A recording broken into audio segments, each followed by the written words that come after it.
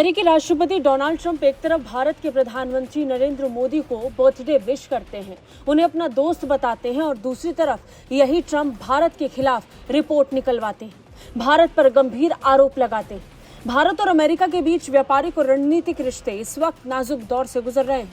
अब तक टैरिफ पर आमने सामने आ चुके भारत अमेरिका अब ड्रग्स मामले में एक दूसरे के सामने खड़े हैं। अमेरिका की ओर से आई एक रिपोर्ट ने इस पर नया विवाद खड़ा कर दिया है। प्रधानमंत्री मोदी के जन्मदिन के मौके पर अमेरिकी राष्ट्रपति ट्रंप ने उन्हें बधाई दी। इसी दौरान दोनों नेताओं के बीच टैरिफ को लेकर सकारात्मक बातचीत हुई।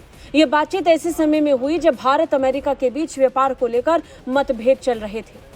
हाल ही में दिल्ली में दोनों देशों के बीच व्यापार बातचीत भी हुई थी, जिससे संकेत मिला कि दोनों देश आपसी रिश्तों को फिर से संतुलित करने की कोशिश कर रहे हैं। लेकिन इसी बीच एक नया विवाद अमेरिका ने खड़ा कर दिया।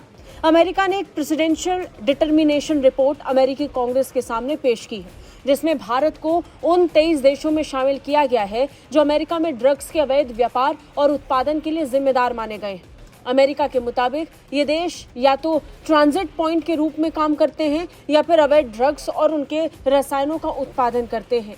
भारत के अलावा इस सूची में Afghanistan, Bahamas, Belize, Bolivia, Myanmar, चीन, Colombia, Costa Rica, Dominica Republic, Ecuador, El Salvador, Guatemala, Haiti, Honduras, Jamaica, Laos, Mexico, Nicaragua, Pakistan, Panama, Peru और वेनेजुएला जैसे देश शामिल हैं। रिपोर्ट में खास तौर पर 5 देशों अफगानिस्तान, बोलीविया, म्यांमार, कोलंबिया और वेनेजुएला पर आरोप लगाए गए कि वो मादक पदार्थ विरोधी यानी काउंटर नारकोटिक्स प्रयासों में विफल रहे। इन देशों को अमेरिका ने चेतावनी देते हुए कहा कि वो अपने प्रयासों को मजबूत करें, नहीं तो आगे चलकर कड़े कदम उठाए जा सकते हैं। अमेरिका ने तो चीन को वैश्विक ड्रग संकट का मुख्य स्रोत बता दिया। आरोप लगाया कि वो फेंटेनिल और बाकी नशे वाले केमिकल्स के उत्पादन में मदद कर रहा है। अमेरिका के मुताबिक चीन से आने वाले पूर्ववर्ती रसायनों के कारण दुनिया भर में नए तरह के नशे की लत बढ़ रहे हैं। अमेरिका इससे पहले भी फेंटेनिल को लेकर चीन पर गंभीर आरोप लगाता आया है।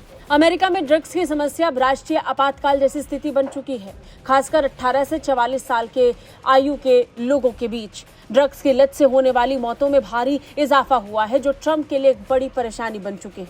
नतीजन ट्रंप प्रशासन अब इसे लेकर बाकी देशों पर सख्त नजर आ रहे हैं और ये रिपोर्ट निकाल दी, जिसमें भारत का नाम भी जोड़ा गया। जहां एक तरफ भारत और अमेरिका अपने रिश्तों को सुधारने, व्यापारिक सहयोग को बढ़ाने की दिशा में प्रयास कर रहे हैं, वहीं दूसरी ओर ऐसी रिपोर्ट दोनों देशों के बीच अविश्वास की खाई को और गहरा कर सकती है।